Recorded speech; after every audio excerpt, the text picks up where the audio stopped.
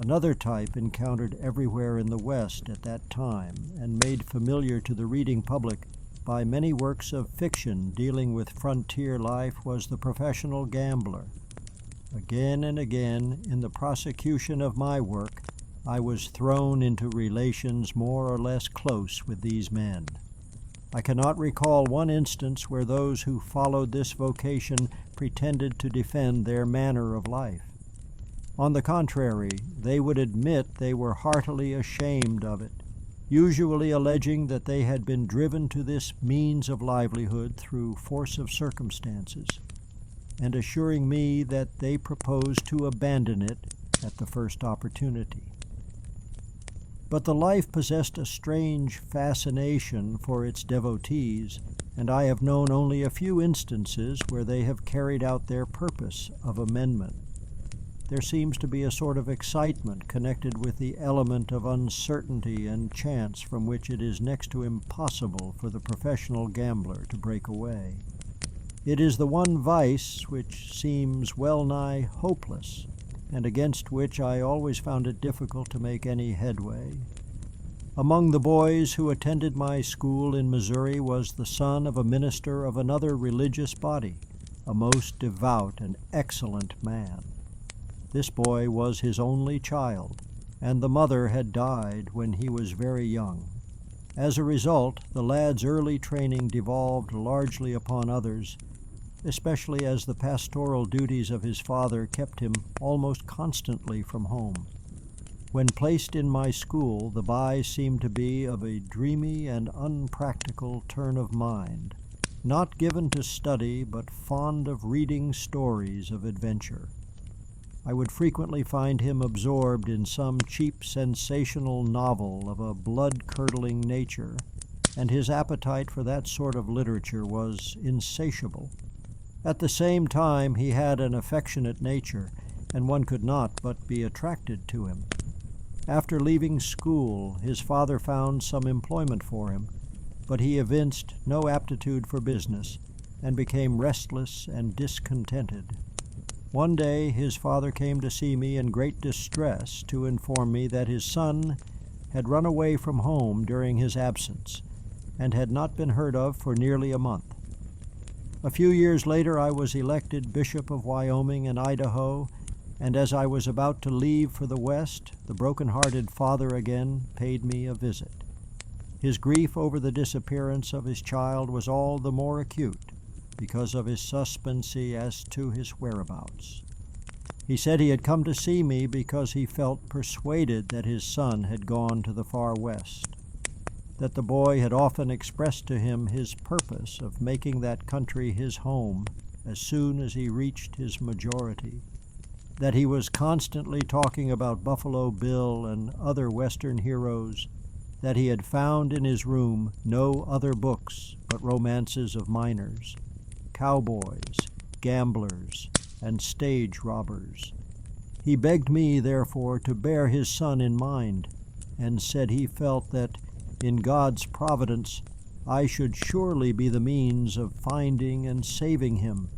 It was in vain that I reminded him what a vast and almost unlimited area the West comprised, and how unlikely it was that in my journeying through such a thinly populated district as Wyoming and Idaho, I should come across his boy. But so strongly was he convinced that I should surely find him, that his attitude made a deep impression on my mind. After I had entered upon my Western work, I received frequent letters from the minister, imploring me not to forget his request, and assuring me that he was making the recovery of his wandering boy the subject of earnest prayer day by day. Of course, under these circumstances, the matter was frequently upon my mind, but I had not the slightest hope of ever meeting the youth, nor did I share the father's opinion as to the certainty of his having gone West. 8 or 10 years must have passed when, one night, I found myself on a train bound for Boise City in Idaho. The hour was past midnight, and I could not reach my destination until early the next morning. Only a few men were in the coach, and as I took my seat I observed just opposite me a young man about 30 years of age. Something about his appearance attracted my attention. He was evidently a sporting man, as his dress, his large black mustache, and general bearing clearly indicated. Tired as I was, I could not help looking at him, for there seemed something strangely familiar in his face. But I found the effort to recall where I had seen him before entirely futile. It was also evident that he was interested in my presence and was rather critically surveying me. Just as I was about to stretch myself out on the seat for a little sleep, he came across the aisle and addressed me. "Are you not the bishop?" he asked. "Yes," I replied, "and your face recalls someone whom I have known." He smiled, and I recognized him as my former pupil and called his name. "You are right," he said, "only I am not known by that name any longer. My name here is Henry D. Waters. I knew you were out in this western country," he continued, "and I have been anxious to look you up, but the fact is I have been rather afraid to meet you. I knew you would feel it your duty to write my father that you had found me, and then I felt sure you would ask me what I was doing, and when you learned my business, you would be ashamed of me." As I realized that, after all these years, I had actually come face to face with my young friend, I was profoundly impressed with the significance of the occasion and deeply anxious to learn all that he would reveal of himself. I gradually drew him out, and finally he frankly told me that he was a professional gambler. He had recently been running a faro-bank. "Did you ever see one, Bishop?" he asked. "If you will step across here, I would like to show it to you, and also let you see some of my other deals. I have one of the best outfits in the Rockies. I think some of my games will interest you." It was a novel situation in which I found myself, and I was not a little amazed at the cool nonchalance with which he proceeded to display his paraphernalia. In his manner there was not the slightest suggestion of compunction of conscience. "Now, first of all," he remarked, "to show you that I am not in this business for my health, look at this." As he spoke, he reached down and produced an ornamental handbag and took out of it a buckskin wallet, which must have contained a quart of gold coins in $5, $10, and $20 gold pieces. As I was examining it, I also noticed in the handbag a revolver. He pointed out the superb workmanship of this weapon and said, "Of course, I always carry another gun in my hip pocket." Then, reaching up, he brought down from the rack a gilt-mounted and highly polished wooden box which contained 2 or 3 secrets of the trade, as he called them. I can only recall distinctly now the faro-bank layout, upon whose merits he discoursed for some time. As he explained the working of this device, I was painfully impressed with the feeling that it was an ill-disguised swindle. I ventured to say to him, "Is this a fair and square deal?" He smiled and replied, "Well, of course, the fellow who runs the bank has a big advantage in the end." Referring again to the bag of gold, he said, "This is all mine, Bishop, and I am on my way to Boise to add to my pile. You know the legislature is now in session up there, and there is always plenty of money at this time, and I am expecting quite a rake-in."